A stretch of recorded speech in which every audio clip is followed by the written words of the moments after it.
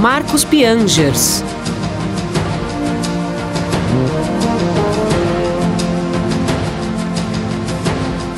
Já entrei chorando por causa da Luísa.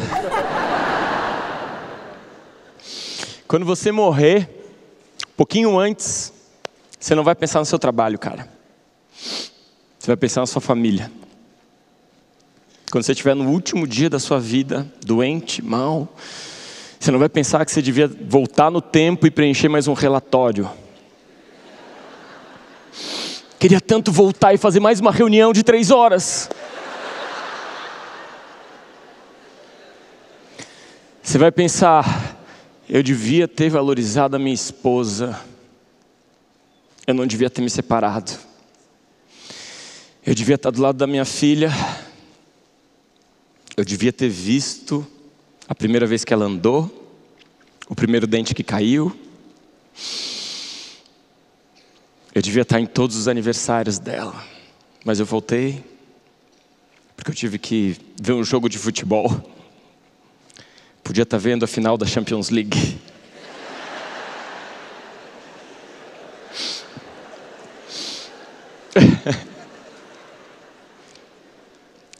Uma das minhas filhas é pré-adolescente. E a pré-adolescência e a adolescência traz tudo aquilo que todos nós vivemos, todas aquelas desimportâncias que são profundamente importantes, todas aquelas preocupações constantes, aqueles dramas, que depois a gente vê que não importa. A minha filha, ela tem até um certo prazer de dizer quando eu falho. Um dia eu peguei um elevador com uma outra pessoa, essa pessoa me olhou e falou, olhou para a Anitta e falou, Anitta, como é que é ser filha do Piangers? E a Anitta assim, de vez em quando ele é meio ausente.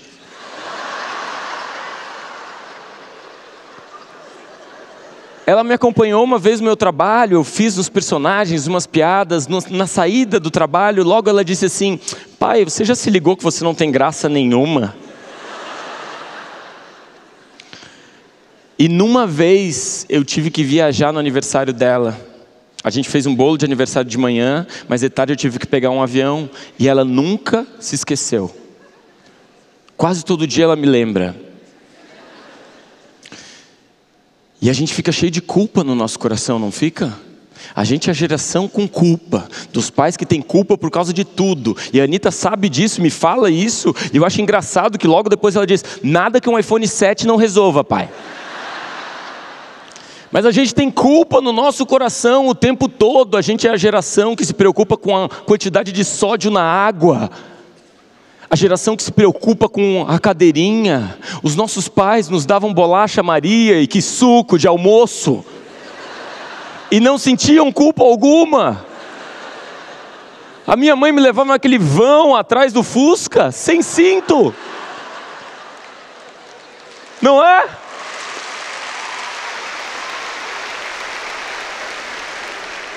E nós, a geração da antroposofia, Waldorf, da comida orgânica, do alimento todo cuidadoso, nós temos culpa. Às vezes a culpa está no coração errado.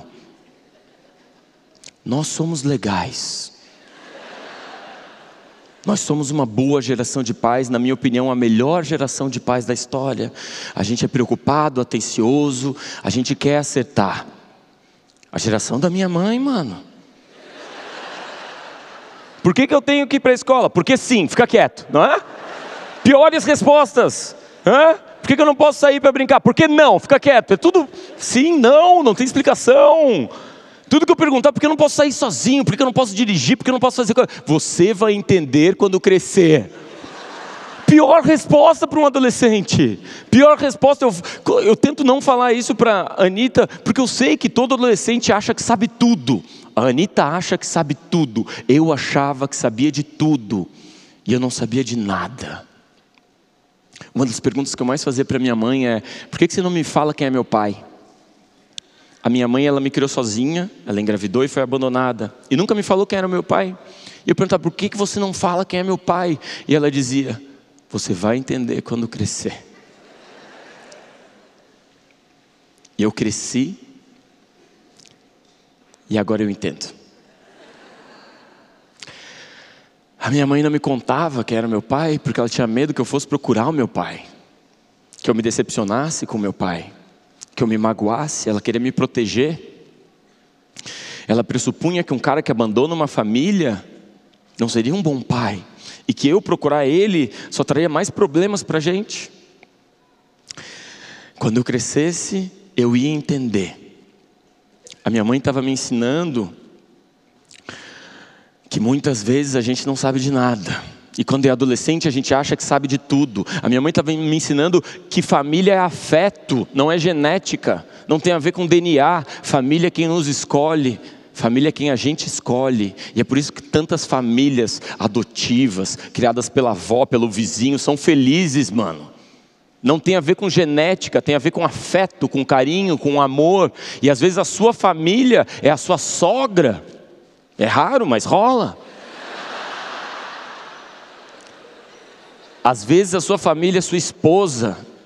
Às vezes a sua família de verdade é alguém que te acolheu, que te abraçou. Era isso que a minha mãe estava tentando me ensinar. Estava tentando me proteger sistematicamente, como hoje eu tento proteger as minhas filhas. E uma vez me disseram que a gente aprende a ser filho quando a gente é pai.